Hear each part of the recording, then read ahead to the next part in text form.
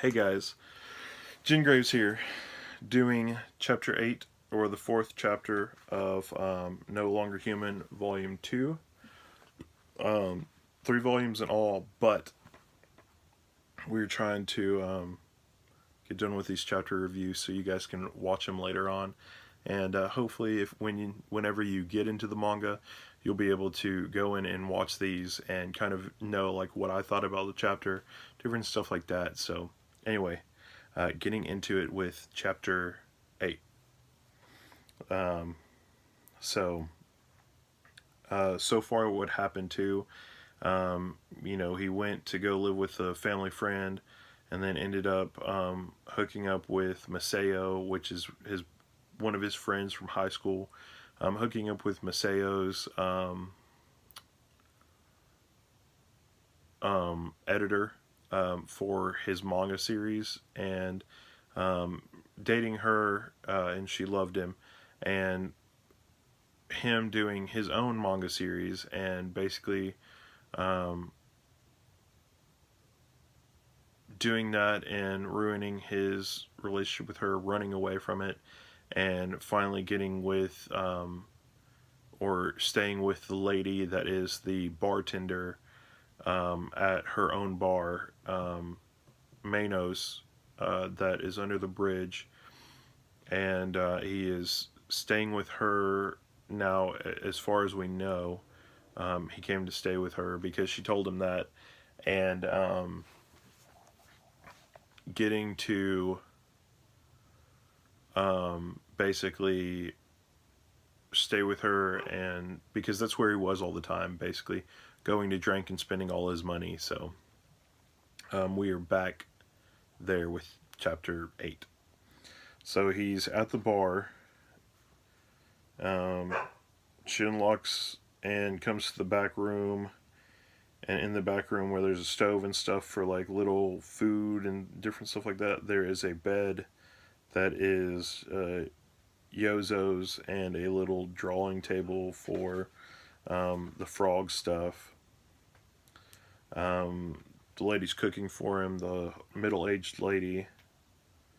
Everybody calls her Mama, so I guess I'll refer to her as Mama, even though they're not related. So, um,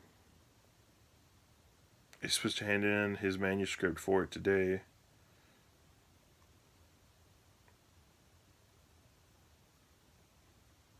She's telling him what to remember, what not to forget. Kind of seems like she's putting him on like an actual thing for him to do. But he started working, being a bartender behind the bar as well.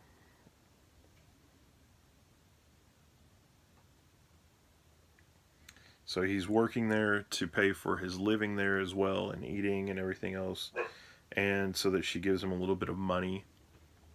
Um,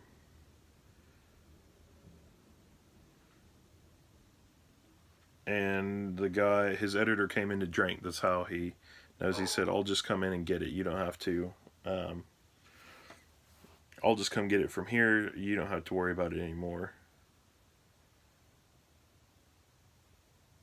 And he's telling you the different faces he's put on. Um, Sometimes he acts like a customer. Sometimes he's acted like the lady's husband. Um, Sometimes he worked as the bartender there. Sometimes he was like an errand boy. Sometimes just like family.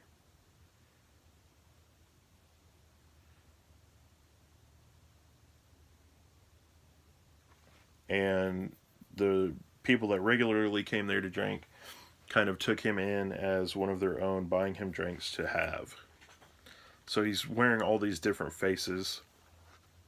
Masayo has come back to drink, finally.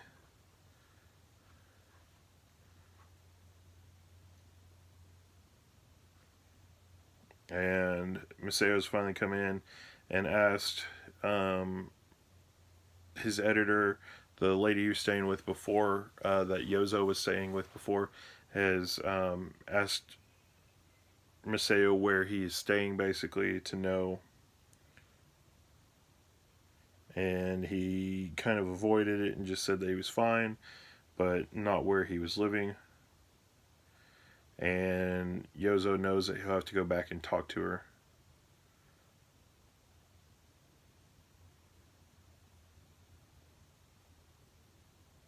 And Masayo is telling him that a guy that cuts and runs is the worst. She's with him for more than 6 months and he can't even break up with her properly.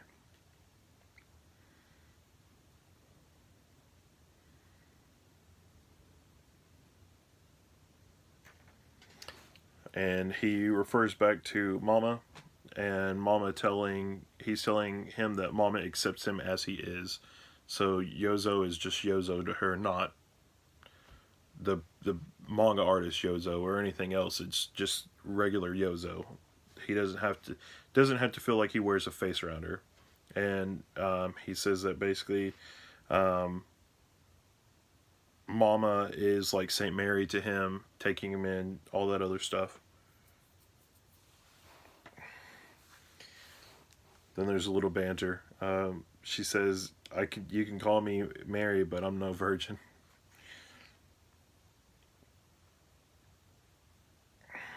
Um,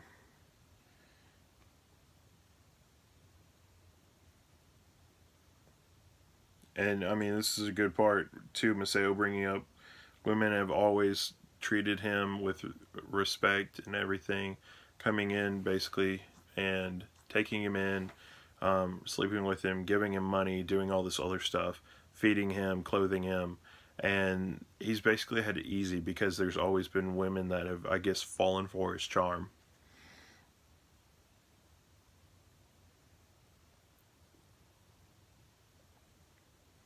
And he's questioning that they are friends, um, even though they have like a lot of scorn and stuff between each other. So,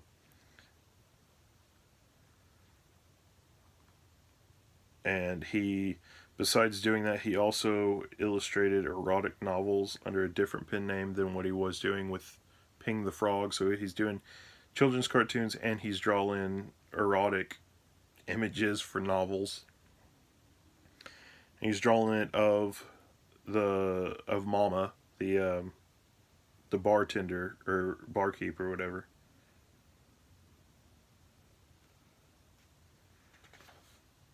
She tells him that she can do better.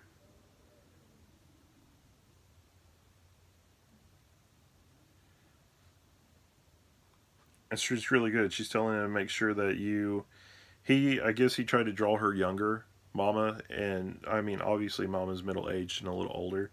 And she said that you shouldn't feel scared to look closely at somebody, that whatever's there, draw the wrinkles, draw all the little blemishes and everything else that is there, basically.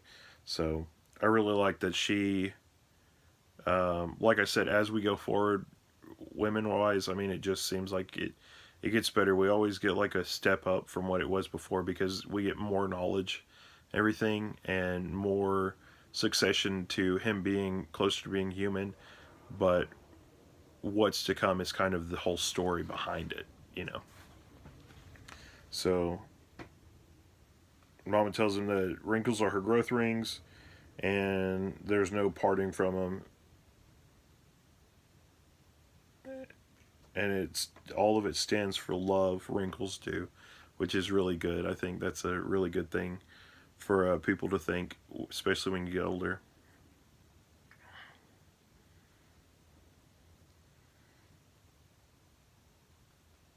Another year passed so far, and he's turned 20. Um, Gone forward, he's actually cut his hair. We're back down to almost what it was before, but not a comb over it. It's even shorter than that.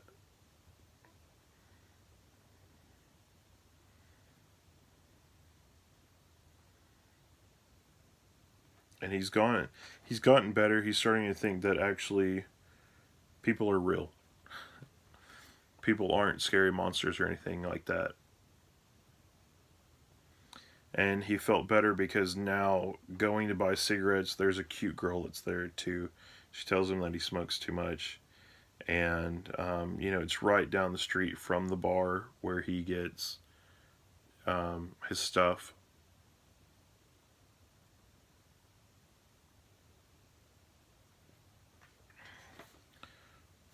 So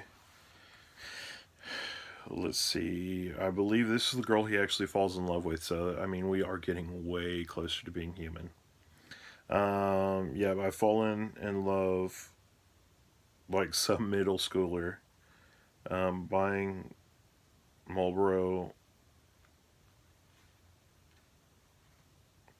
And I mean, it's weird how he falls in love with her because she tells him that he smokes too much and that he drinks too much. And it seems like every time she tells him that, he falls a little deeper into the whole liking her a little more. So,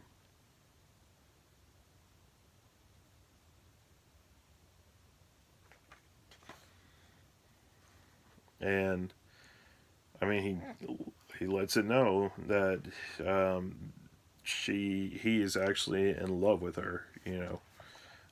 She works at a smoke shop, which I guess is a Marlboro place where you buy cigarettes, basically like a side store. But I don't think they sell anything else besides like maybe lighters or whatever. She's 2 years younger than him, so he turned 20. She's only 18.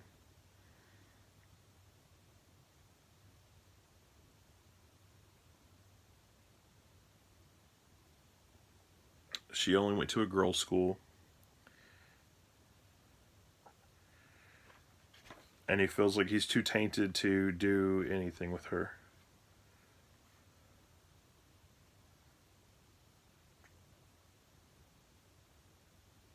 Again, he brings it up to her that he's still in love like a middle schooler.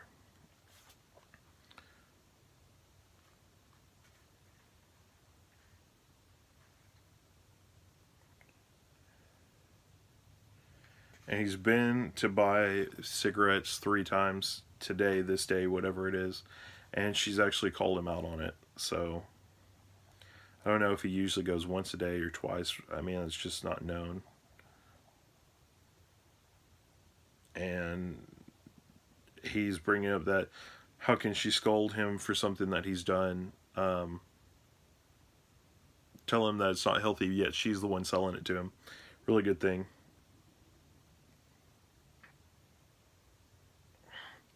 She didn't know what to say back to him. Oh, they do sell something else, chocolates. She tells him, why don't you come buy chocolate instead of smoking?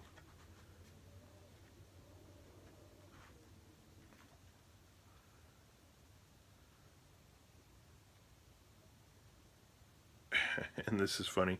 So she told him, instead of buying that, why don't you come buy chocolate? Instead of buying a pack of cigarettes, you can buy 15 times that in chocolate.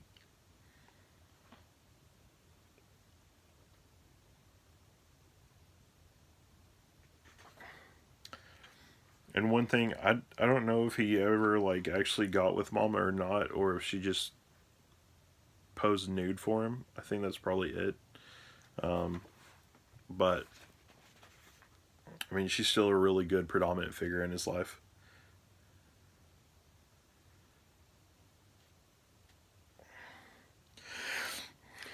And his editor says that there's new life in his work because of stuff that's been drawn and different stuff like that, and it's gotten better.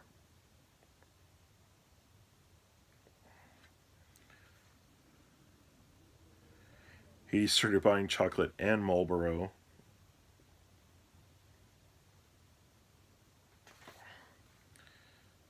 Ran into a pole. She comes out to help him because he's bleeding.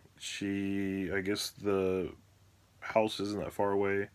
She bandages up his head because he is drunk and was bleeding after running into the pole.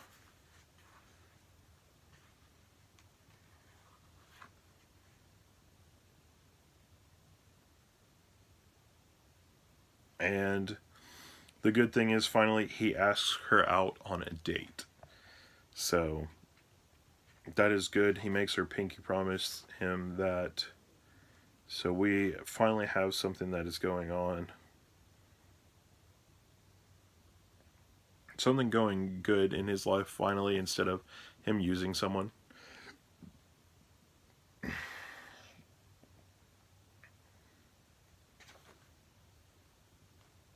And he took her out to see the sunset, it looks.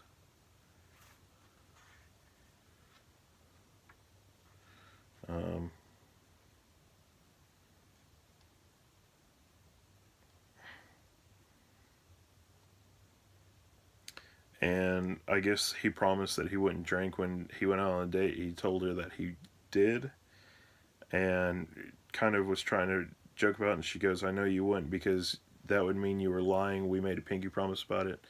She found out that she reciprocates his love. He loves her, and she's reciprocated it back to him. Um, he actually lets her know that. So their relationship is changing. But part of it, I think, with her is because she's been there, and we don't know how many people she sees a day, but she's seen him on a regular basis, obviously. If in one day he comes 3 times, or at least twice.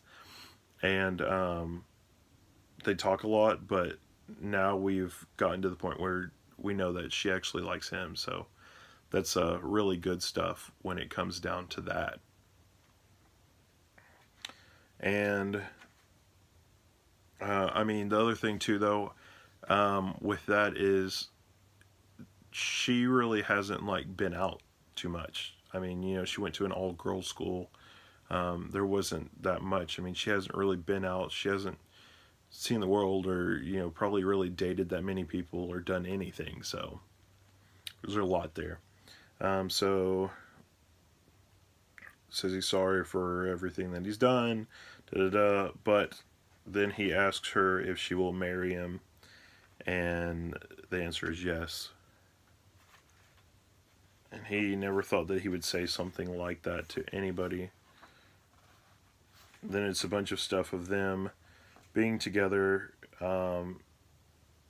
lovey-dovey, everything. He thinks she's beautiful. And she's finally giving him hope. He can finally see the world as a beautiful and joyous place. But now we're getting the picture of a flower, and there's a bunch of bugs on the underside of it, like devouring it, everything.